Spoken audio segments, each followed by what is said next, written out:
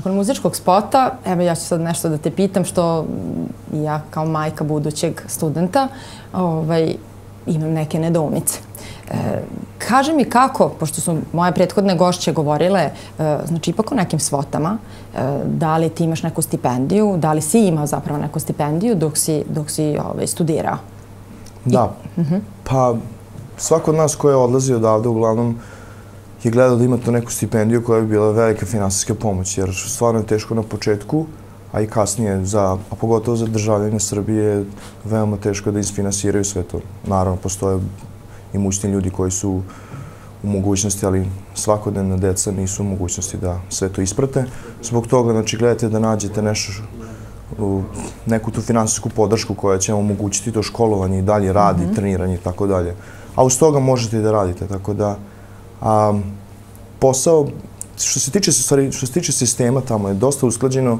Vi kada uđete u neki univerzitet, tako nazvan, znači školovanje ili koledž, ima više naziva, zavisi kako ljudi određuju, oni gledaju da vam priušte sve moguće što mogu. Znači da ako ste sportista, da u određeno vreme imate treninge sa vašim timom, što vam je pod broj 1, tako reći, onda na osnovu toga usklađujete vreme kada želite da uzimate određene časove da bi uspeli školu da izgledate. Hoćeš da kažeš da oni tebi praktično nude?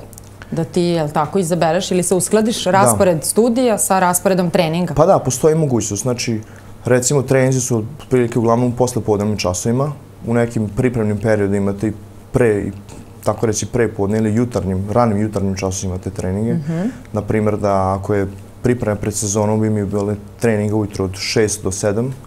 To su bili neki kratki pripremni treninzi, da bi nakon toga mogao student da uzima određene časove, 3, 4, 5 časova dnevno i na kraju toga bi mogao opet imati trening na kraju dana i da završi taj celokupni klub. Koliko traje jedno predavanje u toku dana, a koliko traje trening? I koliko imaš treninga, recimo, rekli smo u Srbiji si imao, jel tako, 2 puta po 4 sata dnevno i onda nisi mogao da uskladiš. A tamo, ajde u jednu komparaciju. Pa ovako što se tiče vaterpola u celini, u Srbiji je dosta na velikom nivou i veoma je zahtevan kao sport. Tako da bi uspeli da pratite neki profesionalni nivo na kojem je naša država ima trenutno status, to stvarno morate da imate trening. Veliki tempo, znači 2 puta dnevno je... Da se posvetiš praktično sportu. A ovde? A ovde nije na tolikom nivou profesionalnost, znači mada je postoji, nemate 2 puta dnevno treninge uvek. Isto se trenira od nekih 4 sata do 5 možda maksimalno dnevno, ali to nije 2 puta po 4 sata u neko, tako reći, nezgodno vreme, gde bi ovdje u Srbiji imali, na primjer, ujutro od 9 do 12 ili 1 i onda u večernjim času ponovo 4 sata, što jednostavno u tom celom danu vi ništa drugo ne možete da radite, sem da se posvetite treniranju. A ovdje je drugačije, znači možete da odradite predavanja koja vi birate, kako bih htio da kažem, da bi zadovoljili tu vašu diplomu, morate jedan određen svotu časova da uzmete. Vjerojatno kao i ranije, što sam čula, po bodovima, je li tako? Da, to je taj sistem. Uglavnom časovi traju, zavisi od univerziteta do univerziteta. Negdje su 45 minuta, negdje su sat vremena. To je sve do politika univerziteta. I tu vi određujete, možete prepodne uzeti 3-4 časa, možete i u večernjim časovima. Uglavnom, pošto je velika ponuda i konkurencija, uglavnom ima puno studenta, profesori su dosta fleksibilni i mogu da menjuju njihov raspored. Tako da su veoma fleksibilni što se tiče školovanja. I nakon toga, kad završite te časove, to možete da uskladite trening, pa čak i posao neki studenti i u večernjim časovima koji moraju da nadoknade svoje finansijske teškoće, mogu čak i da rade. Tako da veoma je naporno, ali tih nekih 5 dana u nedelju bi se rekao da se stvarno radi žestoko i imate taj vikend koji možete da očekate u miru i za učenje. Ti si donao neke slike, pa ću ja zamoliti režiju da u toku našeg razgovora prikažemo. Naravno.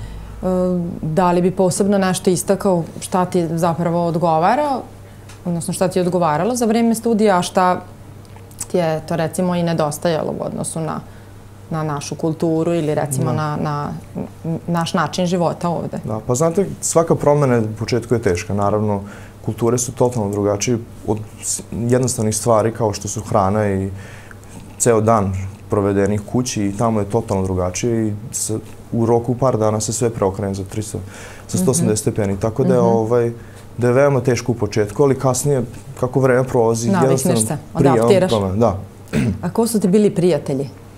Pa Pa znate, s obzirom da je moj univerzitet bio veliki intelektualni sedište, da kažem, u tom delu, imao sam prijatelje sa svih strana sveta što nisam mogao ni da sanjam. Znači, od cijele Azije, Polinezije, Amerike, naravno, Južne Amerike, ne toliko puno iz Evrope, ali naravno. A univerzitet je držao, bilo je studenta od preko 80 zemalja, nekih 86-7, da budem precizan koliko god mogu. S obzirom da srećete ljude sa različitim kulturama i različitim običajima svakodnevno, vi se menjate, adaptirate se toj situaciji i nekako se nađete u toj nekoj sredini. Iste interesovanja možda? Naravno. A s kim si imao najviše, najsličnije interesovanje? Pa, imao sam, najbolji prijatelji su im naravno bili iz Evrope, pošto su, mi kažemo, malo smo slični, tako da, tako reći, po nekom stylingu života, tako da imam puno prijatelja iz Nemačke, iz Engleske, Francuske, tako da sam sa njima bio najbolji, čak i drugari iz Srbije, bilo još... Iz kojih gradova iz Srbije odlaze tamo? Pa uglavnom, ja što sam sretao, uglavnom bio Beograd, pošto je veći grad i dali ljudi više imaju informacije, veći protok informacija i mogu da pomogu jednim drugim što se tiče tako većih stvari, tako da su to uglavnom studenti koji su odlazili.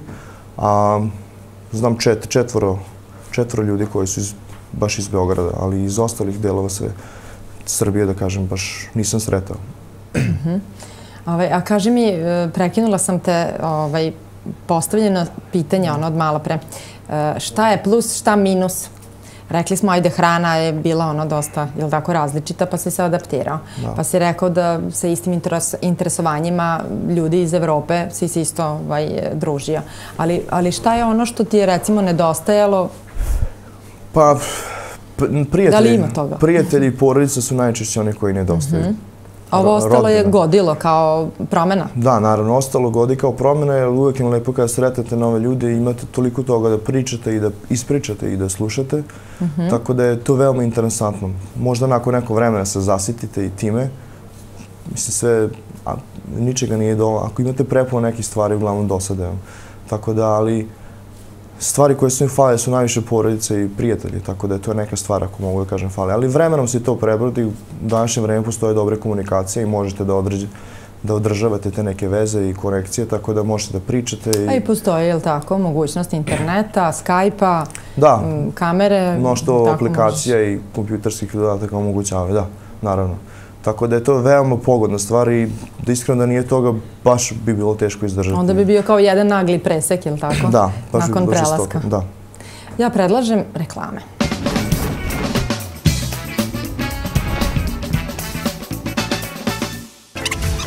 Ovde vode računa o mom budžetu. Kupujem kvalitetno, a povoljno. Odlična garderoba, po super cenama.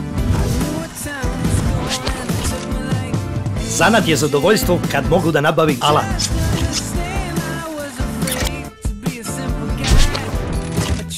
Jedino ovdje mogu da se cenkam. Keske sa antikvitetima bude sećanje. Najkompletniji shopping centar u gradu. Subotički Buvljak. Kuća koja štedi energiju. Izgradnja za samo 16 dana. 100 godina garancije. Niskoenergetski objekti Logland. Uštedi gradeći, zaradi stanujući.